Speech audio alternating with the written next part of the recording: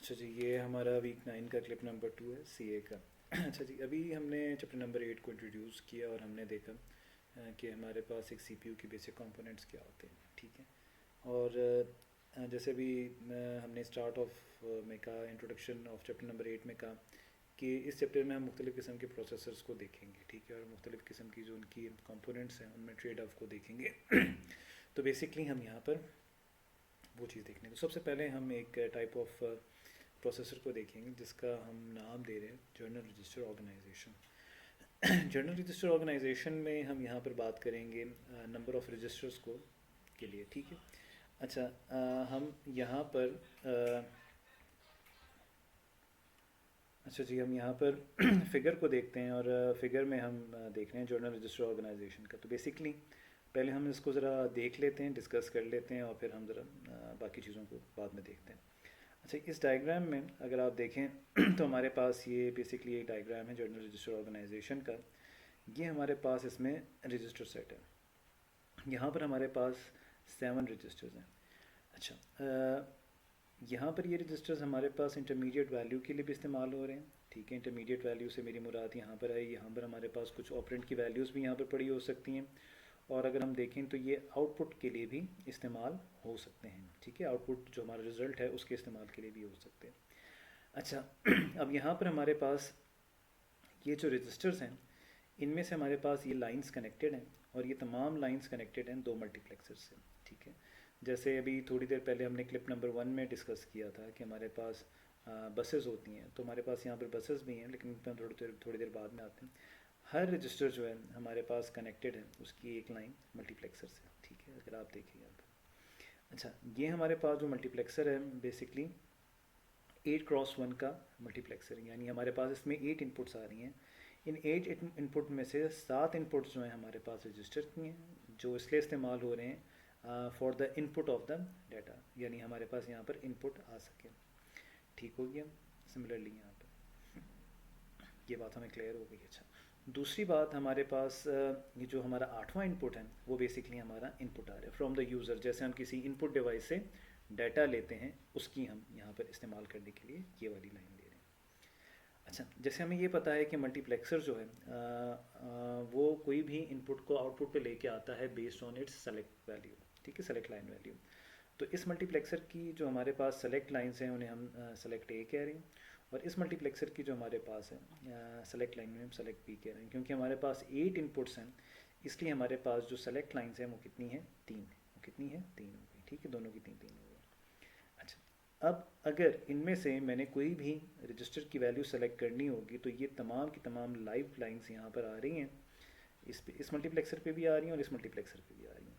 तो इनमें से मैं किसी को भी सेलेक्ट कर सकूँगा। फॉर एग्जांपल अगर मैंने R1 को सेलेक्ट करना है तो मेरे पास मल्टीप्लेक्सर का सेलेक्ट लाइन का एक टेबल होगा। फॉर एग्जांपल 001 अगर होगा तो मेरे पास R1 सेलेक्ट हो जाएगा।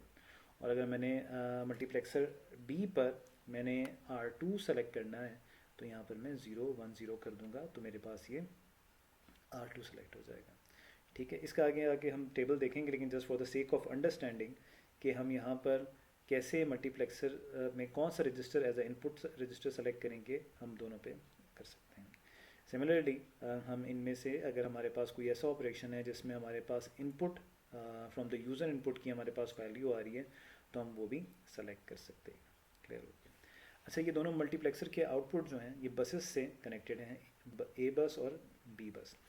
ये बस हमें ALU पे ले जाती हैं, यानी यहाँ पर जो हम वैल्यू सेलेक्ट करेंगे रजिस्टर में जो वैल्यू पड़ी हुई है वो हम थ्रू बस A और बस B हमारे पास आ जाएंगे। अच्छा, यहाँ पर एक इम्पॉर्टेंट बात है जो हमें यहाँ पर बतानी चाहिए और हमें समझनी चाहिए, वो ये है कि हमारे पास यहाँ पर ये 2 ऑपरेंट को एट द सेम टाइम क्या कर सकती हैं, इस्तेमाल कर सकती हैं। अगर जो स्टूडेंट्स असेंबली लैंग्वेज पढ़ के आए हैं सेमेस्टर 4 में, तो जो हमने 8086 का आर्किटेक्चर देखा था, अगर आपको याद हो उसमें हम कमांड लिखते थे मूव AX BX। तो वो AX BX जो थी वो दोनों की वैल्यू को at the same time process करते थे। तो सिमिलरली ये वैसा ही आर्किटेक्चर है, but this architecture is different from chapter number 5 architecture. ये चैप्टर नंबर 5 के आर्किटेक्चर से डिफरेंट है। चैप्टर नंबर 5 के आर्किटेक्चर में हमारे पास सिर्फ एक टाइम में एक ही प्रोसेसिंग होती थी, ठीक है, वो आगे जाके हम आज के लेक्चर में वो सारी चीज़ें डिस्कस करेंगे, लेकिन आप थोड़े से कंफ्यूज ना हो इसलिए मैं आपको बता रहा हूँ कि ये हमारे पास डिफरेंट आर्किटेक्चर है फ्रॉम चैप्टर नंबर 5। थोड़ी सी अंडरस्टैंडिंग के लिए मैं आपको यहाँ पर एक चीज़ दिखा दूँ कि ये इस आर्किटेक्चर में बेसिकली हम इस किस्म के ऑपरेशंस डायरेक्टली परफॉर्म कर सकते हैं। R1 और R2 और R3 को एक at the same time add कर सकते हैं और R1 में रिजल्ट सेव कर सकते हैं। लेकिन जब हम चैप्टर नंबर 5 की बात करते थे तो आपको याद होगा हम पहले वैल्यू एक रजिस्टर में डालते थे, फिर नेक्स्ट इंस्ट्रक्शन साइकिल में दूसरी वैल्यू को लाते थे और फिर उसको ऐड करते थे। तो यहाँ पर एक at the same time R1 और R2 और R3 रीड हो रहे हैं फॉर एडिशन। चैप्टर नंबर 5 में 1 बाय 1 होते थे। तो it is somewhat different from that architecture. अच्छा, तो अब यहाँ पर हमारे पास फॉर एग्जांपल R2 इधर सेलेक्ट हो गया, R3 इधर सेलेक्ट हो गया और बस A से R2 की वैल्यू ALU में आ गई और बस B से R3 की वैल्यू ALU में आ गई। अच्छा, अब ALU जो है हमारे पास, जैसे हमने डिस्कस किया था, हमारे पास ये अर्थमेटिक एंड लॉजिक यूनिट को क्या करेगा, एग्जीक्यूट करेगा। अच्छा, जैसे मैं आपसे कह रहा था कि ALU हमारे पास अर्थमेटिक एंड लॉजिक ऑपरेशन की एग्जीक्यूशन के लिए इस्तेमाल होते हैं। हमने चैप्टर नंबर 5 में देखा था कि हमारे पास हर ऑपरेशन को परफॉर्म करने के लिए उसका कोई ख़ास किस्म का कोड होना चाहिए। ठीक है, यहाँ पर भी वही लॉजिक इस्तेमाल हो रही है। वहाँ पर एक सिंगल वैल्यू पे होती थी, यहाँ पर हम दो वैल्यूज़ पर at the same time apply कर सकते हैं। उस चीज़ को हम यहाँ पर OPR कह रहे हैं, यानी ऑपरेशन कह रहे हैं। यानी जिस किस्म का ऑपरेशन होगा, यानी R2 और R3 पे हमने जिस किस्म का ऑपरेशन परफॉर्म करना है उसका एक ख़ास किस्म का बाइनरी कोड होगा। अच्छा, यहाँ पर हमारे पास बेसिकली अगर 5 बिट्स हैं तो मैक्सिमम नंबर ऑफ़ ऑपरेशंस हमारे पास क्या हो सकते हैं, 32, यानी 2⁵5। ठीक है। अच्छा, फ़िलहाल अगर हम अपनी एग्जांपल को अगर देखें तो इसमें हमारे पास यहाँ पर क्या हो रहा है, एडिशन हो रहा है। तो यहाँ पर हमारे पास एडिशन का बाइनरी कोड आएगा और हमारा ALU जो होगा उस कोड की अंडरस्टैंड को करके उसे कॉम्प्रीहेंड करके उसे डिकोड करके वो ऑपरेशन कहाँ पर अप्लाई करेगा, R2 और R3 पर। अच्छा, जब R2 और R3 पे ऑपरेशन परफॉर्म हो जाएगा तो फिर हमारे पास एक इम्पॉर्टेंट चीज़ आती है कि इस रिज़ल्ट को हमने कहाँ पर सेव करना है। अब हमारे पास दो ऑप्शंस हैं यहाँ पर, या तो मैं किसी आउटपुट डिवाइस पे भेज दूँ या उसको फिर रजिस्टर्स में सेव कर लूँ। अच्छा, अब यहाँ पर थोड़ा सा आपको यहाँ पर समझना पड़ेगा कि अब हम फॉर एग्ज़ाम्पल हम जैसे हमारी एग्ज़ाम्पल को हम देख रहे हैं, यहाँ पर हमारे पास रिज़ल्ट जो स्टोर हो रहा है वो R1 में स्टोर हो रहा है। तो यहाँ पर अगर हम देखें हमने यहाँ पर इंस्टेड ऑफ मल्टीप्लेक्सर डिकोडर लगाया है। अच्छा, डिकोडर आपको याद दिलाता चलूँ, इसका एक ख़ास काम होता है कि हमारे पास डिकोडर की जो इनपुट होती हैं वो कॉरस्पॉन्डिंग होती है टूवर्ड आउटपुट।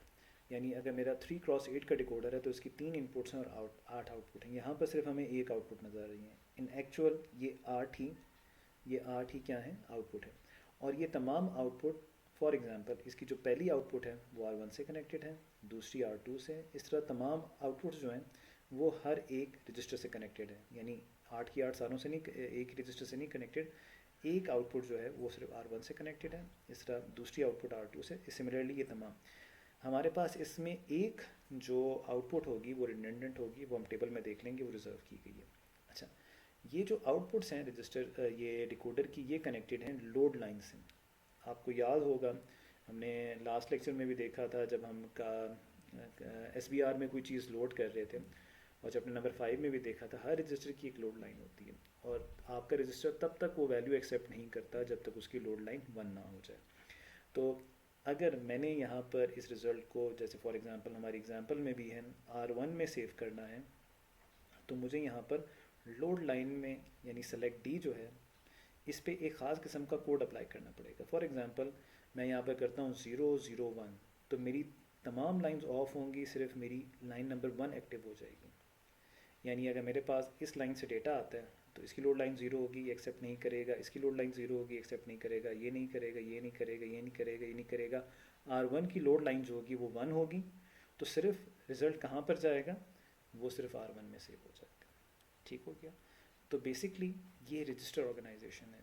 इस किस्म के सेटअप को हम क्या कहते हैं, रजिस्टर ऑर्गेनाइजेशन। ठीक है, जहाँ पर हमारा रिज़ल्ट जो हमारे पास वैल्यूज़ हैं वो रजिस्टर से रीड हो रही हैं और इनका जो आउटपुट है वो भी रजिस्टर में ही सेव हो रहा है अगर हम चाहें, वरना हम किसी आउटपुट डिवाइस पे भेज सकते हैं। और अगर हम चाहें तो हम इनपुट वैल्यूज़ भी ले सकते हैं।